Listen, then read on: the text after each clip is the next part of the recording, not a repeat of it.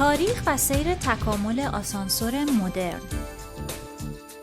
آسانسورها راهی سریع و کارآمد برای حمل و نقل روزانه ارائه می‌کنند. در آمریکا سالانه حدود 900 میلیون آسانسور 8 میلیارد مسافر رو جابجا می‌کنه.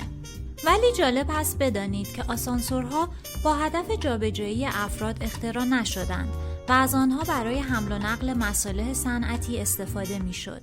These devices didn't have safeties on them, so if the rope broke, the material that was on the elevator could be damaged.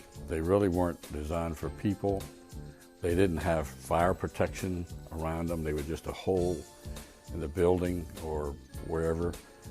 In the 1850s, a gentleman named Elijah Graves Otis, who happened to be a mechanic, he invented what's called a safety hoister.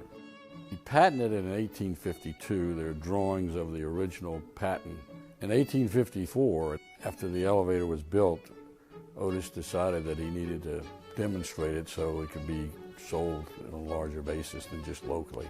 So he arranged to have a demonstration of his elevator at the Crystal Palace exhibition.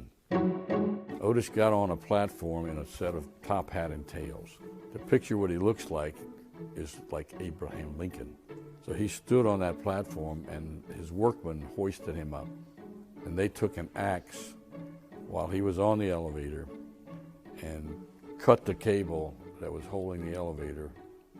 The elevator went down a few inches and stopped. And his comment was, "All safe, gentlemen, all safe." And that was the beginning of the high-rise building in the United States of America. Well, you're looking at the model of the Otis 1852 safety hoister. This rope simulates the hoist rope, which would have been made of a hemp-type material that would have hoisted elevators in those days. The American Institute of Architects termed Otis to be the founder of the modern skyscraper because this allowed tall buildings to be built. Before this, buildings really were limited in size to maybe 6 stories because that's really pretty far up to walk. And if you look at old pictures of architecture and things, you'll see all of these low-rise buildings. اوتیس از نمایش موفقیت‌آمیز خود استفاده کرده و طی چند سال سعی کرد اختراع خود را در آسانسورهای حمل بار به کار بگیرد. در سال 1857 او اولین آسانسور مسافربر را در ساختمان شرکت هاوت واقع در نیویورک راه اندازی کرد. در سال 1866 هتل سنت جیمز اولین هتلی بود که در آن آسانسور مسافربر اوتیس نصب شده بود. خیلی زود هتل‌ها تبدیل شدند به خریداران اصلی آسانسورهای اوتیس. آسانسورها این امکان رو به مهمانها میدادند تا از سکوت به دور از خیابان‌های شلوغ طبقات بالا لذت ببرند. In early days, you pulled a rope, and when you pulled that rope, there was a machine up top that hoisted the elevator up, and you pull the rope the other way to stop it. And then we moved to an elevator that, had doors on it, that had a gate on it. Morning, Miss Kubelik. Good morning, Mr. Baxter. Morning, Miss Kubelik. That's all. Take it away. Watch the door, please. Blasting off. And this led to operators being on the elevators. They didn't just let the public or general workmen go in and operate them. You had a paid elevator operator, which is one of the occupations that's disappeared. آسانسورها باعث به وجود آمدن آسمان خراش‌هایی مانند ساختمان امپایر استیت شدند. این ساختمان که دارای 61 آسانسور در 103 طبقه بود، در سال 1931 رونمایی و افتتاح شد. تا حدود 40 سال امپایر استیت بلندترین ساختمان جهان به حساب می آمد. An interesting thing happened in World War II. There was a military bomber traveling in New York. That plane hit the building and it went in through the elevator shaft and cut all the cables. Firemen had to drag their hoses 11 stories to reach the flames on the 79th floor as many elevators were knocked out of order. The elevator fell and there was a female operator on the elevator and it tore the elevator all to pieces, but she lived. The steel cables that are the hoist ropes piled up in the pit and that's what saved her life. از زمانی که استفاده عمومی از آسانسورها در حال افزایش بود، ایمنی آسانسورها به یک نگرانی مهم تبدیل شد. در نیویورک از سال 1907 تا 1912 256 مرگ در اثر سقوط آسانسور ثبت شد. این باعث شد تا در سال 1921 انجمن مهندسین مکانیک اولین قوانین مربوط به ایمنی آسانسور را منتشر کنند.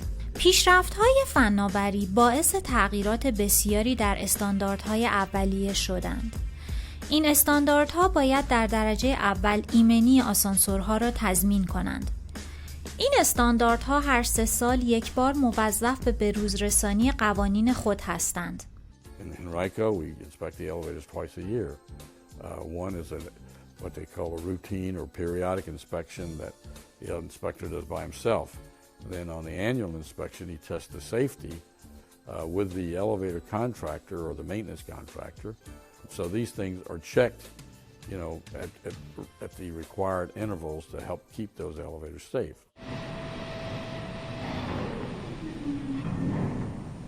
Life on a string, a pretty tough string, but one that must travel thousands of miles, lift thousands of people, thousands of times.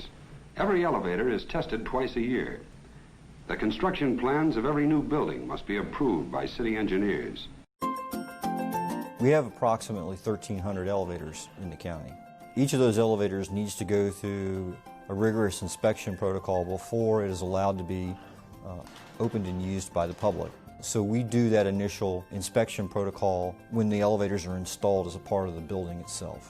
Once we've done our initial sign-off on the elevator, that routine inspection protocol then becomes the responsibility of the building owner to provide that service through third-party inspectors, which are paid for by the building owners.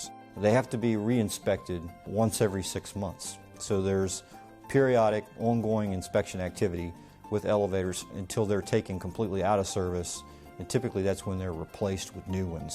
آسانسورها که روزی یکی از مشخصه های هتل ها و شرکت های لوکس به حساب می آمدند، امروزه یکی از عناصر متداول در ساختمان های مسکونی هستند. Around the 2010-2011 time period, we started seeing elevators become more and more popular. These are small residential elevators. They're not going to move tons of furniture up and things like that. Not quite as fast as the commercial ones, but again, very adequate for what they do. Elevators, statistically, are very safe. It certainly is true in Henrico as well. The safety issues that people have with elevators more often than not are as a result of not using the elevator the way it was intended or designed to be used by the manufacturer.